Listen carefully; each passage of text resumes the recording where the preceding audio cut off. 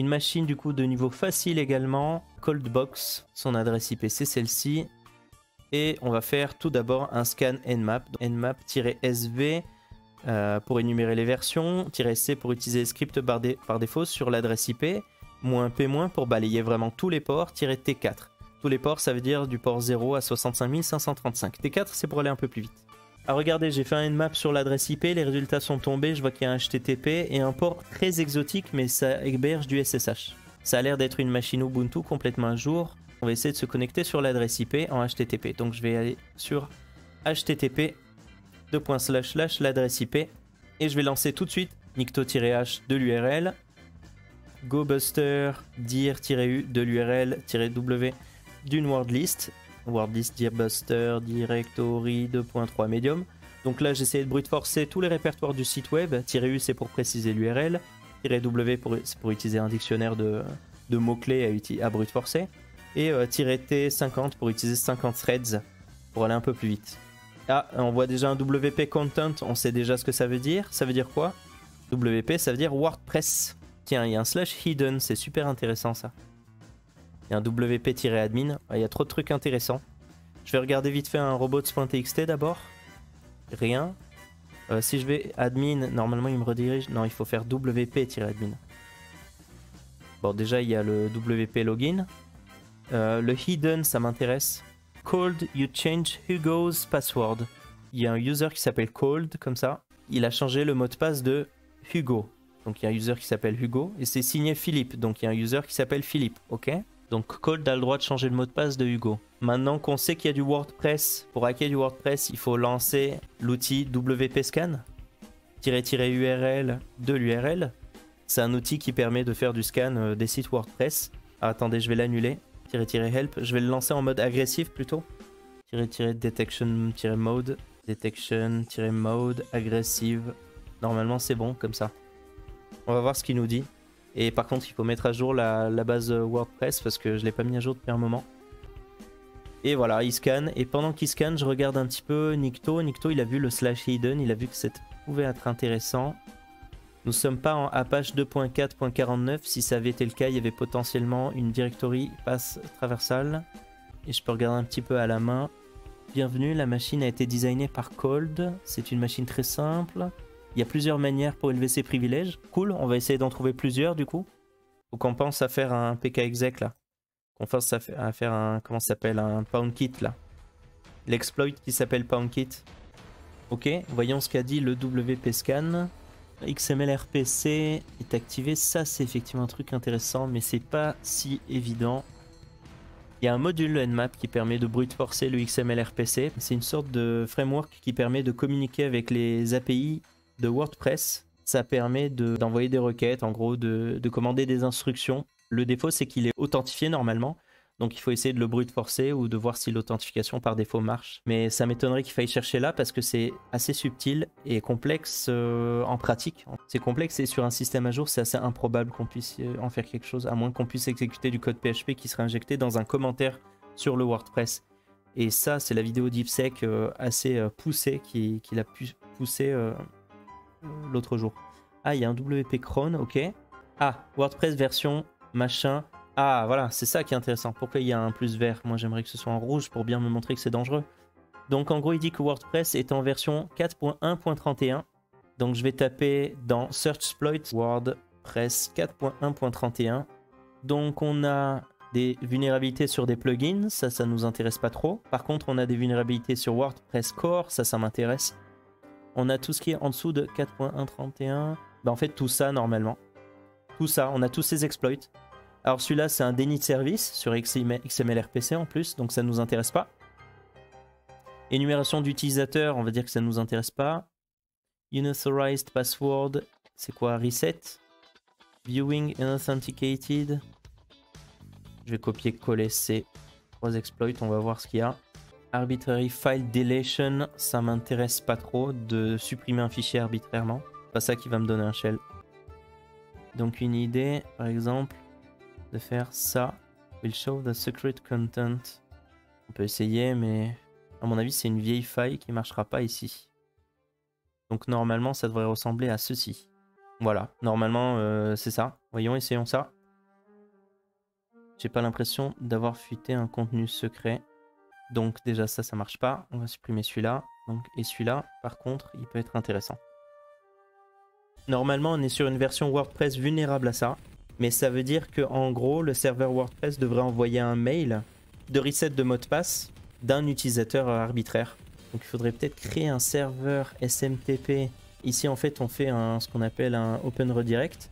Donc en gros, le serveur web va croire que le serveur mail, ça sera non pas lui, son propre serveur, non pas lui-même, mais en fait le serveur de la machine attaquante. Et il va faire confiance au serveur mail de la machine attaquante pour envoyer le mail. Ah ouais, d'accord.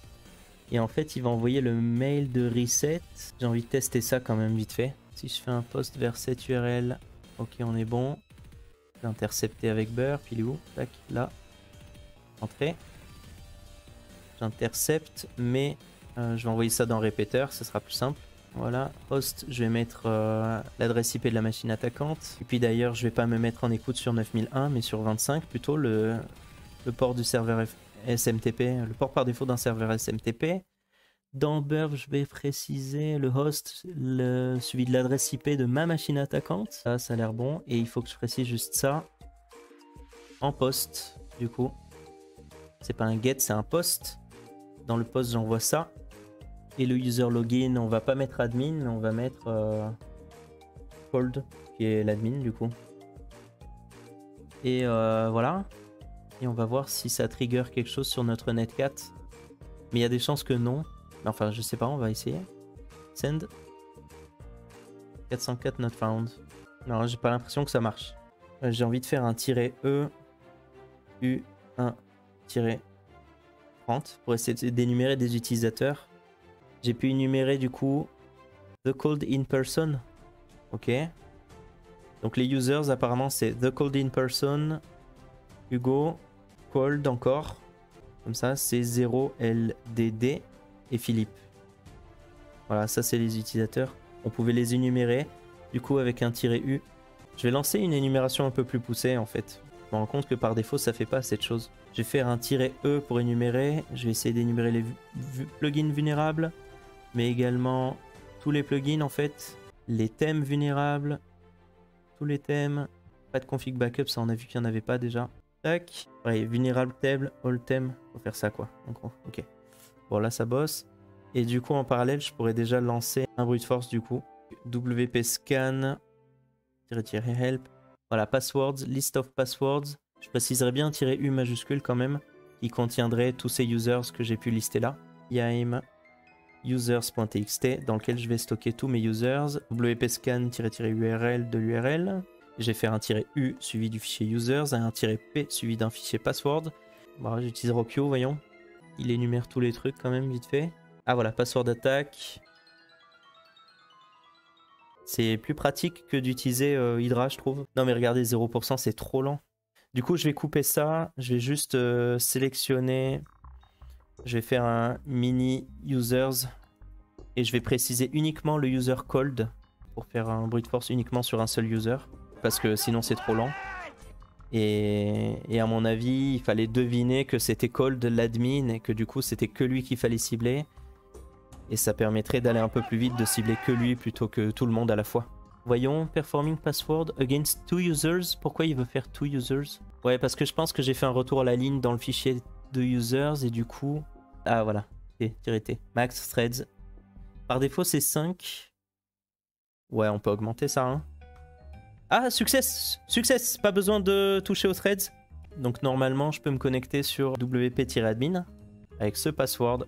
Regardez, je suis connecté au WordPress. En tant qu'admin, on a le contrôle sur le WordPress, donc on peut uploader du contenu PHP qui permet de nous donner un reverse shell. Donc oui, j'ai un reverse shell là.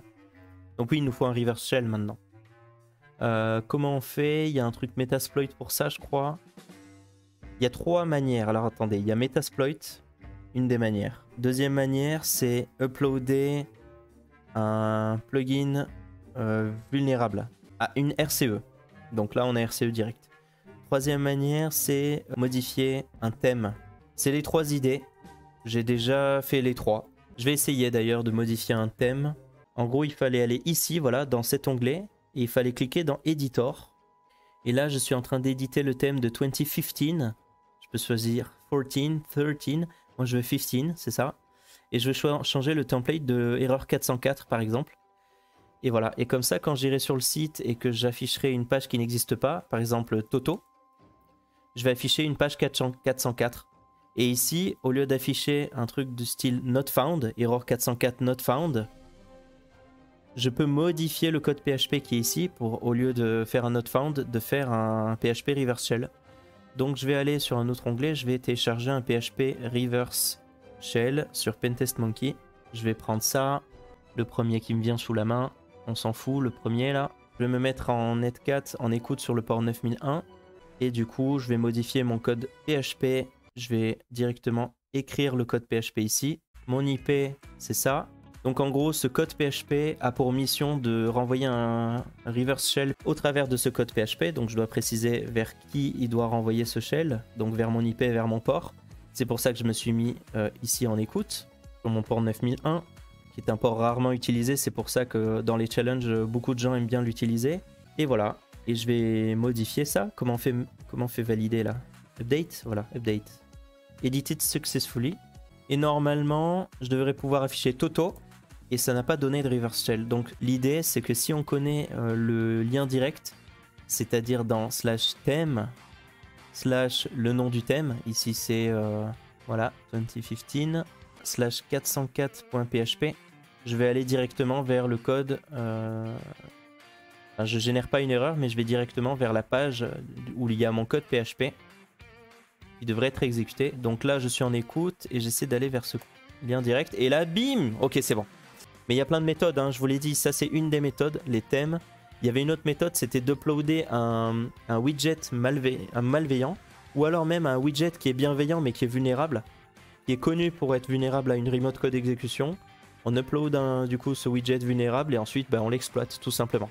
Alors on l'aurait retrouvé, admettons que vous faites ça dans quelques mois et vous ne savez plus, moi non plus je vais oublier. WordPress, reverse shell, et il y a des articles qui vous expliquent comment faire, avec un tuto où ils disent où cliquer à chaque étape. Voilà, plusieurs méthodes. Soit vous faites un Metasploit, soit vous injectez un code malveillant dans un thème WordPress, c'est ce qu'on a fait. Soit vous uploadez un plugin WordPress vulnérable, c'est ce que j'avais proposé, ou alors injecter un plugin malveillant. Voilà. Et là ils vous disent WordPress, Metasploit aussi, ça aurait été plus simple peut-être, mais ça marche pas toujours. L'idée du thème, c'est peut-être ce qu'il y a de plus stable en fait. Voilà, ils disent apparence et ensuite aller dans Editor. Vous voyez, comme quoi, vous voyez, il n'y a pas besoin de connaître par cœur tout. Quand vous avez Internet, vous retrouvez facilement. Et quand vous avez accès à WordPress, c'est que vous y accédez depuis Internet en général. Voilà, voilà. Moi, je faisais à peu près de mémoire, mais voilà, il fallait cliquer sur 2015, 404.20 template. Vous modifiez le code. Et là, du coup, vous générez une erreur 404 et ça le déclenche. Mais il peut y avoir le cas où ça le déclenche pas, donc vous y allez directement et voilà, voilà, ici directement. Donc vous voyez, pas besoin de connaître tout par cœur. Voilà, nous on n'avait pas besoin du /WordPress du coup ici. C'est wp-content.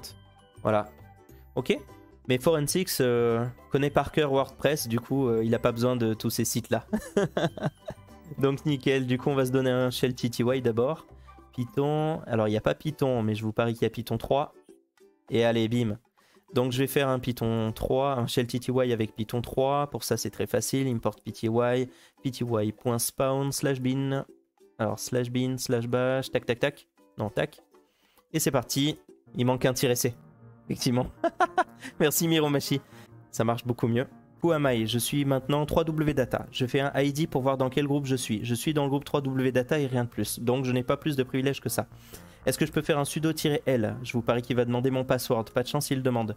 Je vais essayer d'utiliser le password de Cold. Peut-être ça peut être une idée. C'est pas une idée. Je vais essayer admin comme password. On sait jamais. Écoutez, c'est juste pour sortir de ce petit prompt. Je vais aller dans Home pour voir ls. Et est-ce que je peux accéder au dossier de Cold? ls cat-user.txt. Est-ce que j'ai le droit? Ok, permission denied. ls-alt. Est-ce que j'ai le droit de faire quoi que ce soit? J'ai le droit de lire des trucs qui n'ont aucun intérêt et donc c'est pas intéressant. Est-ce que je peux aller dans /tmp? Est-ce qu'il y a des trucs? Il n'y a rien. Est-ce que je peux aller dans opt? Est-ce qu'il y a des trucs? Il n'y a rien. Est-ce que je peux aller dans /var/3w /var/3w ls? HTML, LS. Maintenant, j'ai envie d'aller dans Hidden, voir s'il n'y avait pas d'autres trucs. Ok, il n'y avait rien d'autre. LS. Je peux aller dans WP Admin. Non, ça sert à rien. Il se connecte probablement à une base de données. Donc, il faut que j'aille dans quoi? Dans WP Config. Il y a des chances qu'il y ait des mots de passe dans WP Config parce qu'il se connecte probablement à une base de données, peut-être du MySQL ou quoi. Je vais faire un grep-i password pour voir. Et bim! Je vois qu'il y a un define du password qui s'appelle cybersecurity, donc je vais faire la même commande, mais je vais faire un "-c" majuscule pour prendre tout ce qu'il y a autour. Je vais prendre les 10 trucs autour du mot cybersecurity pour voir vraiment tout ce qu'il y a autour. Donc je vois des paramètres MySQL, je vois que la base de données s'appelle Coldbox, donc je vais noter toutes ces infos. Hostname, je suis bien sur la machine, hein, je suis pas dans une sorte de Kubernetes, une sorte de Docker quoi. Je vais essayer de faire un su-cold. Je vais essayer de m'authentifier en tant que le user cold et ça va me demander du coup le mot de passe du user cold et j'essaye et bingo. En fait, il y a de la réutilisation de mots de passe. En fait, l'administrateur de WordPress, c'est cold. L'administrateur de MySQL, c'est cold. Et du coup, il y avait peut-être moyen qu'il réutilise son mot de passe plusieurs fois. Et effectivement, c'est le cas. C'est pour ça que j'ai fait un su- et pas un sudo, parce que sudo, ça va me demander le mot de passe de 3w-data. Par contre, su-, je peux m'authentifier en tant que quelqu'un d'autre. Je pourrais peut-être même me connecter en SSH sur le port super exotique. Voyons, je vais essayer. Si je fais un SSH cold at l'IP, c'est où? C'est ça, 1.ça. Par contre, il faut préciser le port qui est 4512. Et si je fais ça, est-ce qu'il va pas me demander le mot de passe de cold et que son mot de passe ce serait cybersecurity? Bah ouais, c'est bon. Donc en gros, il n'y avait même pas besoin de... Voilà, vous voyez, su-, c'est utile si jamais il n'y avait pas le service SSH qui était exposé. C'est mieux d'avoir un SSH parce que c'est beaucoup plus stable, je peux faire clear et tout. C'est vachement plus stable. Et du coup, je peux faire un cat du flag user.txt. Ah, il est sous un format bizarre, on voit clairement que c'est encodé. C'est encodé en quoi? Ils ont encodé le flag en base 64, évidemment. C'est quoi ce CTF troll? Ben, c'est un CTF easy. Je fais un écho de ce base 64 en faisant un base 64-D pour décode. Un truc en espagnol. Ça veut dire quoi ça? Felicitades. Je pense que ça veut dire félicitations, premier niveau accompli. Un truc comme ça. Félicitations, premier niveau atteint. Voilà, c'est ça. Mais du coup, c'est quoi? C'est un flag ça? Est-ce qu'il faut qu'on rende des flags nous? Ah oui, bon, il fallait pas le décoder. Exactement, le égal et le égal, ça aide beaucoup. Mais vous avez des situations où il n'y a pas de égal ou de égal dans un base 64. En fait, le égal ou le égal, ça sert à faire du padding pour pouvoir compléter, pour que ce soit sous le bon multiple. Et si jamais c'est déjà sous le bon multiple, il n'y a pas besoin de padding, donc il n'y a pas besoin de compléter avec des octets en supplément. Et du coup, il n'y a pas forcément un égal ou égal à la fin. Donc il faut savoir distinguer juste parce qu'il y a des caractères majuscules, minuscules et des chiffres. Et vous avez parfois des caractères comme plus. Je vous montre juste le trick sur CyberChef, vous faites from base. Il y a base 32, base 58, base 85 et base 64. Ce sont les bases les plus communes et utilisées. Il y a base 85 également. Et donc c'est les bases les plus connues et utilisées. Et c'est à vous de voir lequel vous voudrez utiliser. Donc là on a le flag user, c'est rentré. Et maintenant je vais faire un sudo-l, ça demande le password de Coldbox. Ah oui d'accord, il y a 10 000 manières de le faire. Je peux faire un vim, je peux faire un chmod, je peux faire un FTP. La première idée c'est vim, donc je peux faire un sudo de vim. Si je fais sudo de vim, je lance vim en tant que root. En faisant ça, je peux faire un point d'exclamation bash pour lancer bash. Mais sauf que j'ai lancé vim en tant que root, donc si je lance bash depuis vim qui lui est lancé en tant que root, je me retrouve à lancer un bash en tant que root, et donc je peux faire un cat de root.txt. Donc là on a le flag déjà. Autre manière de faire, je peux faire un chmod. L'idée c'est que je peux faire un chmod de n'importe quel binaire. Par exemple, je peux faire un sudo chmod plus s /bin /bash. Mince, j'ai mis chmod plus s bin bash. Voilà. Et maintenant je dois faire un bash tiré. C'est quoi déjà bash-p. Ah voilà, merci Kitby, c'est ça. Bash-p. Du coup, ça c'est une idée. Who am I? Vous voyez que je suis root, exit. Maintenant je refais le sudo-l. Il manquait quoi? L'autre méthode c'était avec FTP. Comment on fait pour avec FTP? Il y a forcément une méthode, donc je vais aller, là je le connais pas par cœur, donc je vais aller sur GTFO Beans. D'ailleurs je vous montre, GTFO Beans, c'est tous les binaires qu'on peut exploiter si jamais on a les droits sudo dessus ou SUID. Par exemple, si je marque Vim, ici ils expliquent comment l'exploiter, pas besoin de le connaître par cœur. Si je mets FTP, vous voyez une autre méthode, il suffit de faire FTP bash quoi, en gros. Donc en gros je vais faire FTP, non pardon, quit. Je vais faire sudo FTP, c'est important. Et là, je vais faire bash. Et là, who am I? Je suis root. Ok? Exit. Autre idée. Bye. Qu'est-ce qu'on peut faire? ID. Je parie qu'il y a d'autres trucs. J'appartiens au groupe ADM. Déjà, c'est bizarre. Ah oui, il y a LXD. Bon, ben, LXD, il y a moyen de passer root. Ah oui, oui, PoundKit. Il faut qu'on teste PoundKit. Est-ce qu'il y a PKExec déjà? Nickel, il y a PKExec. Donc, on veut tester PoundKit. Je vais taper PoundKit.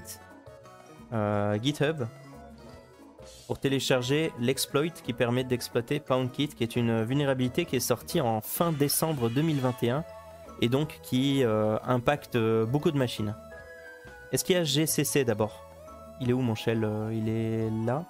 Which GCC? Est-ce qu'il y a GCC? Il n'y a pas GCC, donc je vais plutôt chercher l'exploit Python.